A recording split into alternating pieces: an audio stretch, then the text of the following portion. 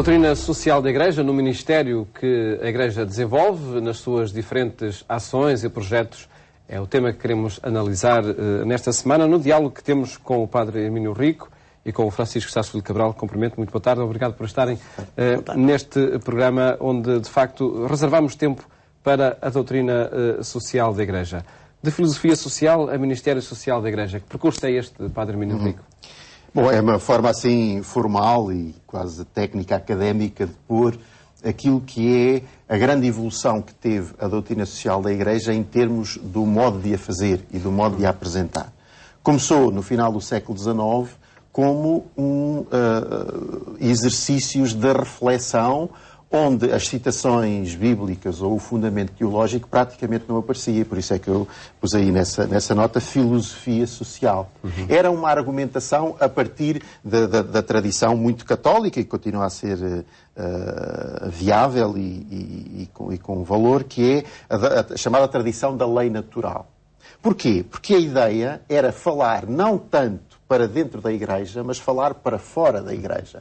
E por isso tinha que se usar um tipo de argumento que fosse acessível a cristãos ou não cristãos, a pessoas que se reviam numa visão de fé ou não.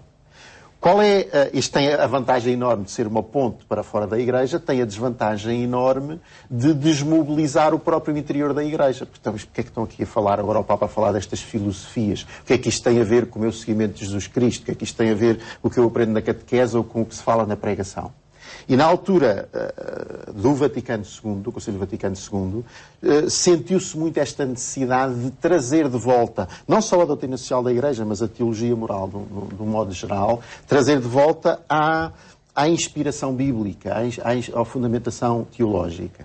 E a grande proposta da doutrina, em termos com repercussão na doutrina social da Igreja do Vaticano II, é olhá-la não como uma consequência daquilo em que acreditamos, mas pôr o sentido e a razão de ser da Igreja neste mundo como uma missão social. Isto é, a Igreja, pela sua natureza, pela sua missão, deve preocupar-se com o tipo de vida social que temos. E a doutrina social da Igreja é uma forma de tirar consequências disso. E, portanto, voltou ao centrar-se sobretudo na pessoa humana, e o sujeito, o fim, o objeto da doutrina social da Igreja, recentrou a doutrina social da Igreja como missão da Igreja. Depois, sobretudo, o Papa João Paulo II tentou dar-lhe um muito maior fundamento bíblico. Se pegarmos nas encíclicas sociais do Papa João Paulo II, o primeiro capítulo, normalmente longo, é uma longa reflexão ou meditação sobre um texto bíblico ou vários.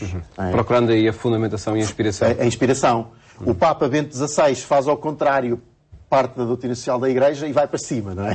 Vai aos fundamentos da teologia, da doutrina de Deus. A encíclica da caridade, na verdade, é precisamente como é que a questão da justiça, a questão do desenvolvimento se fundamentam na natureza de Deus, naquilo que Deus é. E, portanto, estamos a ligar aquilo que era simplesmente uma reflexão teórica em termos de lei natural a pô-la dentro do âmbito teológico. A propósito do que falou, não sei se isto veio muito a propósito do tema, mas eu penso que sim, mas eu tive a ocasião de há pouco tempo, não sei se foi na Agência Eclésia, de ler o discurso que o Papa Bento XVI fez na sua visita em setembro do ano passado, há um ano, à Alemanha, no Bundestag, em que ele diz uma coisa muito curiosa.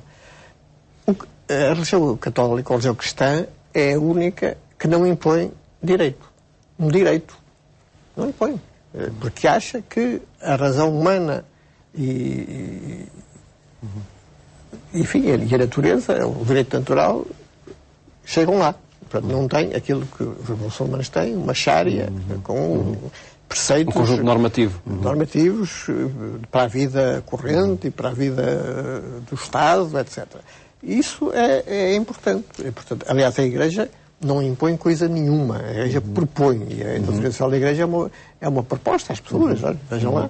É pena que nem essa proposta não seja ouvida por muita gente que até é católica, mas de facto merece ser desenvolvida e tem sido alargada muito. Quer dizer, eu acho que ela começou tarde, não é? A Igreja acordou tarde para o que se chamava no século XIX a questão social, que era o problema do operariado. E, portanto, o operariado quando se tornaram mais evidentes também os problemas sociais. Sim, mas quer dizer, a Revolução Industrial começou no fim do século XVIII e a Igreja só para aí um século depois que começou a perceber que aquilo tinha mudado muita coisa. Mas depois tem vindo sei lá, os problemas do ambiente, por exemplo, fazem parte da doutrina social da Igreja e de uma forma muito clara e muito... Há problemas e há assuntos que são analisados na doutrina social da Igreja que decorrem não só da sua inspiração bíblica, como dizia, ou fundamentação bíblica, como dizia o Padre Hermínio, mas também, de facto, dos problemas reais, porque passa o mundo de hoje. Claro.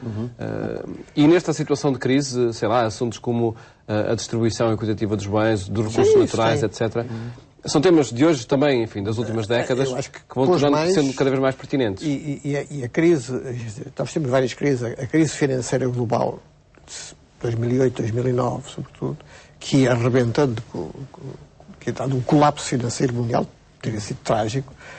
Toda a gente percebeu que essa crise teve, na sua origem, problemas de falta de ética. Vender hipotecas, casas hipotecadas a pessoas que não podiam comprá-las, mas como aquilo estava sempre a subir o preço, faz mal, então ganhava-se mais umas comissões e coisas por aí fora, muita coisa. Infelizmente, mesmo depois da crise, houve novos escândalos bancários e no setor financeiro e o doutrina social da Igreja chama muito a atenção para isso, atenção que a ética deve estar presente em tudo. Tudo o que é humano, tudo o que é próprio do homem, tem um lado ético, ou deve ter. Mas sempre é considerado. Mas sempre é considerado.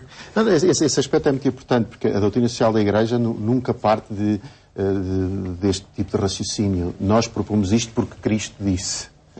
Cristo disse muitas destas coisas, mas o que Cristo disse é aquilo que está de acordo com o que é a pessoa humana e qual é o seu caminho de florescimento e de respeito e de promoção. E, portanto, isto é que permite que a doutrina social da Igreja possa falar uma linguagem que é, digamos, não confessional, universal, e, ao mesmo tempo, possa também trazer, em auxílio desse mesmo tipo de argumentos, outros apoios que vêm diretamente da Escritura.